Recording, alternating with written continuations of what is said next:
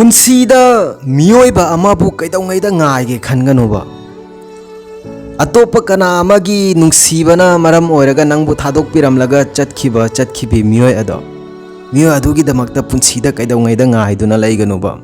ꯃꯤꯑꯣꯏꯕ ꯑꯗꯨꯅ ꯅꯪꯒꯤ ꯄꯨꯟꯁꯤꯗ ꯑꯃꯨꯛ ꯍꯟꯗꯨꯅ ꯂꯥꯛꯄ ꯊꯣꯛꯂꯕꯁꯨ ꯃꯤꯑꯣꯏꯕ ꯑꯗꯨꯒ ꯑꯃꯨꯛ ꯍꯟꯅ ꯅꯛꯁꯤꯟꯅꯒꯦ ꯈꯟꯒꯅꯨꯕ ꯃꯔꯝꯗꯤ ꯃꯤꯑꯣꯏꯕ ꯑꯗꯣ मागी हैनाबीगी मतुंग इन्ना कनाना खंगी अमुक्कसु अहेनबा कना अमाबु उरगा नंगबु थादोकपिरमलगा चटखिबसु नंगना नंगी पुंसीदा अहेनबा कना अमा थीदुना ngaiduna leirabako नंगी अपाम्बा मोंग मतौगुम कैदौंगैदा फंगलोइबा ताइबंग पालासे अदुक्की मतिक ओले होंगले हाइबदको अइना हाइजनिंगबदि पुंसीदा नुंगसिनाबा खंगदे निसा सिजनाबा खंगदे यामना खंथना सिजनाउबा याम खंथना नुंगसिनौबा मरमदि मसीना मरम ओइरगा नंगी लाकदबा मतमदा नंगी अहिंग क्या अमा तुमहल्लरोइबा मरम मसीना मतम पुंबदा नुंगसिनाबदा निसा सिजनाबदा फजना खंथरगा सिजनाउबा अखोई नुंगसिनाबदा ओइरोइदबा नुंगसी मरी अमादा लुपकदौ सरुकपुदी पुंसी असे नतोमता अदोम हिंगतोउबा नंगना थाजरुरगा तुंगदा नगोंदा मैचाक पीरबा अवाबा पीरबा नंगी पुंसी अदो लेफम साफम खंगलक ओइबा मरम असिना अदुम ngaiduna लैबा नंगी सु मतम सोइदना लाकनिबा अखोई नुपा अमागी पुंसीदा मासे माइथीरबा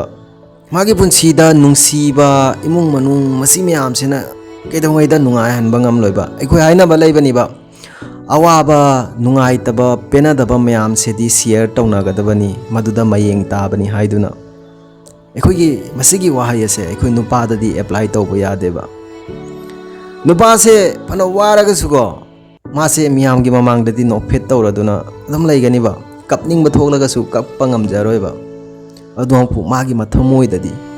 नुंगाइतबा कया अमा अदुम फुमदुना लैगनिबा पेनादबा कया अमा अदुम लैगनिबा अखोई नुपागी पुंसी असे अंगक्सु अंगकपनिबा अखोई हाइनबा लैबा पुंसी असे हिंगबसे यामना लाइबा नत्ते हाइदुना पुंसी असे हिंगबा लाइबा नत्तेबको लाइहनगदबनिबा करमननो हाइबदा ngaइबा याबा कया अमाना ngaइरदुनाको अदुगा खांगबा याबा कया अमाना खांगलदुना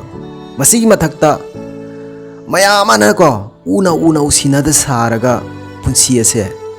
नुंगाइना हिंगना होनागदबनिबा नत्रबदी नंगी पुंसीदा अदुम वादुना लैगनिबा पुंसीदा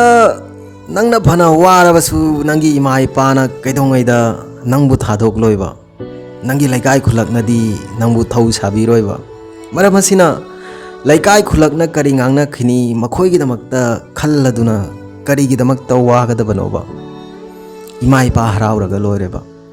इमा इपाना नंगिदमक्ता मतम पुंबदा लेपतुना लैरगदी लैकाय खुलककी करीगी खल्लिनोबा इमा इपा हराउ हल्लोबा अखोई ताइबंग पालासिदगो ख्वाइदगे अलुबा थबक असे करीनो हाइबदा ngamloi haiba wahi ase mioi kya ama haiba ngamgandeba yamna chamjaba yamna afaba yamna ga gyan taba mioi singse ngamloi haiba wahi ase kya haigandeba kanagumbi amana karigumba am hairaga su hoi adum tawduna laiganiba nangna karigumba thabak ama ngamloi daba oiragadi direct ngamloi hayoba fataba londa nate afaba londa fajana mioi aduda haidokhoba ai ngamloi haiduna nangna ngamgani haidoraba tungda nang awaba kya ama thengnaba taganiba मरम असिना नंगना ngamloidaba oiragadi direct ngamloi haidokhoba maduna nangonda nangi nasada ayangba ama yamna komba yamna nungaiba ama phawganiba nangna nangi punsida kanagumbi amaga wari sanabada loinabada hainabi phawraklaba maga wari sanaraga nasadu nungaiba phawraba maga wari sanaraga nasada penaba phawraklaba matam aduda nang mioiba adudagi ko yamna thuna lapthukna nama honauba Nasagi nasada nungaiba penaba phawraklibado nangi nasada ingit ama piraklibaniba ekhoi hainaba leiba hainaba haiba hainaba se masi ekhoigi sathi khraba nisa singse masidagi hena sathi ba nisa amani haiduna masigi hainaba sina nangi punsida awaba kya ama purakaniba lakadaba matamda nang ahing tumdaba kya ama su yaurakaniba maramasina punsida hainaba phawhanba